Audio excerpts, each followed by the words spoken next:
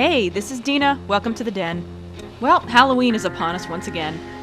You may remember that it was almost exactly a year ago that I did a special Halloween episode of Still Gaming where I covered Silent Hill. And now it's a year later, and I'm just as obsessed with Silent Hill as I ever was, so I figured why not make it a tradition. In the first Silent Hill, you played as Harry Mason, who was in a car accident on his way through the town of Silent Hill.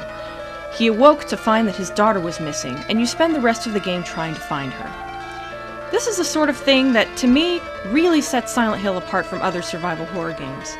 It's not about any conspiracies involving evil corporations. Well, okay, there is a cult involved, and they want to destroy the world and rebuild it into a paradise. Of course. But to me, that always felt like more of a backstory than anything else. For the most part, it's just a very personal story about this man and the hell he's willing to put himself through to get his missing daughter back. Daddy, help me. Daddy, where are you? Cheryl!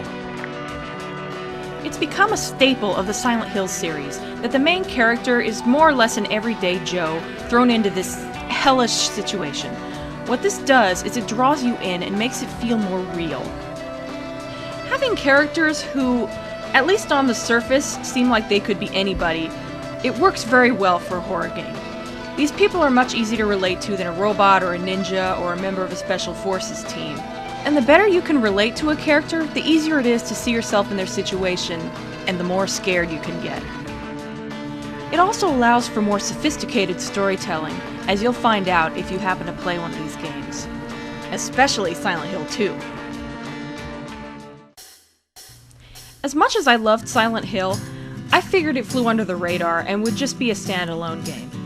So back when the PS2 was about to come out, I started hearing about a second Silent Hill game, and that got me really stoked. In fact, Silent Hill 2 and Soul Reaver 2 were what convinced me to get a PS2 in the first place. The two most unique games I had ever played were both getting sequels around the same time. Wow. Silent Hill 2 made a gutsy move with the story.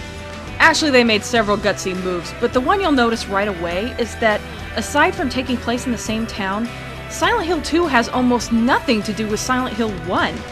I thought it was setting a precedent that every game would be an individual and not draw on the others much, almost like the Final Fantasy games. Sadly, the series plays it pretty safe now and references earlier games to death. But this point in time was its shining moment, where the series proved to have tons of potential. This game absolutely blew me away, and 7 years later, it still does. You play as James Sunderland, who, you know what, he tells the story better than I ever could.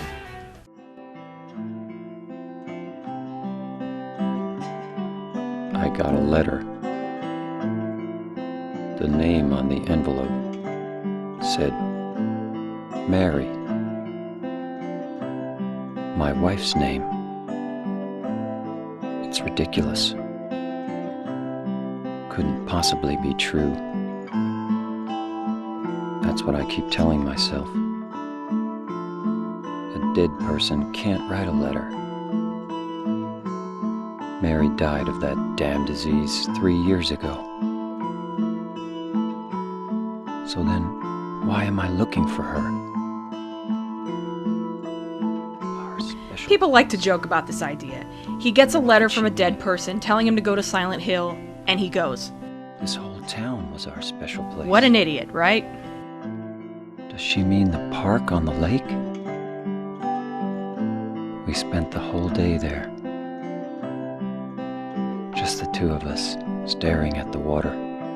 If you're one of those people, you're seriously underestimating what a terrible loss can do to a person.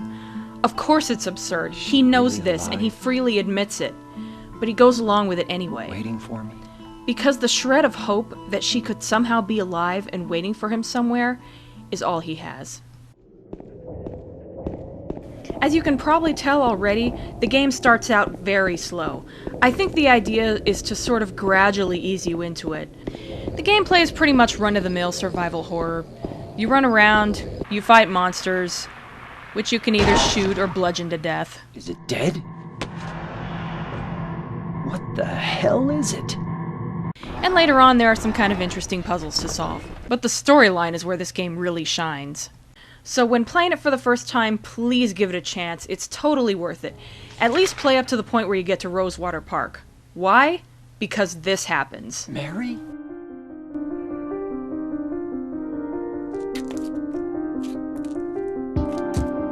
No, you're not. Do I look like your girlfriend? No, my late wife. I can't believe it. You could be her twin.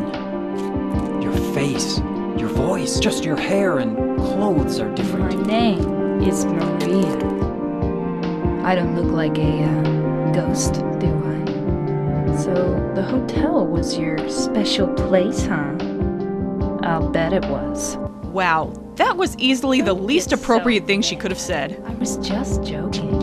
Anyway, it's Of course, it's not just a crazy coincidence that James just happens to run into someone who looks like his late wife and has a similar name. You're coming with me? Just like the first Silent Hill game, there's a lot of hidden meaning to things, and you really need to pay attention to every little nuance. I'm all alone here. Everyone else is gone. I look like Mary, don't I? There's a reason why Maria is similar to Mary. Or maybe you hated her. And there's a reason why she isn't exactly like her. So it's okay? Yeah, fine. You also meet some other weird people, No, it's okay. and you can tell right I off didn't the mean to bat scare that you. something is a little I'm kind of lost. Lost? off about them. It wasn't me. I didn't do it. Do what? I didn't do anything. I swear. As diverse as these characters are, they all have something in common, and paying attention to my them name's James. will help clue you into the James real Sunderland. reason why James is here. Eddie.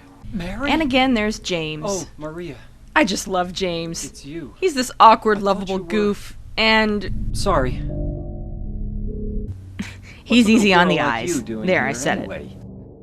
He seems like a really sweet guy, and it's hard to believe that there's a reason why he's being made to suffer as much as he does in this game. But under that kind and shy exterior is a highly complex character. I mean, this poor guy is just up to his eyeballs in issues. You! Then, of course, It was there's you, Laura, who wasn't it? gets a kick out of teasing James and You're the making one him who stepped suffer. on my hand. I don't know. Maybe I did. James, being who he is, just takes it for the most part. Later, okay? But it's really important. What is it? A letter from Mary. I actually really love the way these two characters play off of each other, and some of my favorite scenes are the ones where they interact.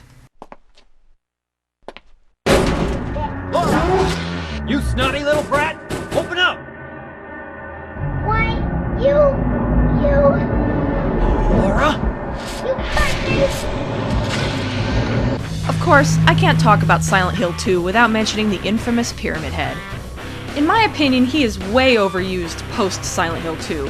In fact, it would not have hurt my feelings if he just stayed in this game and they never used him again. It's like the later games just rely on the popularity of this character. Now, if it were up to me, I would never do that. I would always have a completely original... What? Oh, him? Oh, it's only Boxhead. Go away, I'm recording a video. But anyway, in this game, Pyramid Head is great. It's hard to go into detail about him without giving too much away, but he's like the co-manager of the messing with James's head department. And boy is he freaky. One hit with a great knife and you are toast.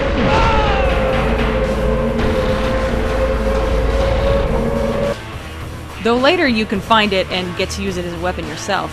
It's not too user-friendly, but it's kind of fun.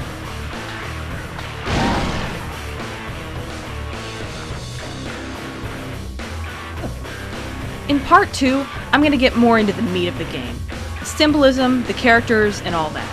But if you've never played Silent Hill 2 before, and this is starting to pique your interest, stop here, go and play the game, then come back and watch part 2. I suppose if this video hasn't convinced you to play the game, then you can watch the rest purely for entertainment value, but I can almost guarantee that you'll be kicking yourself by the end if you do.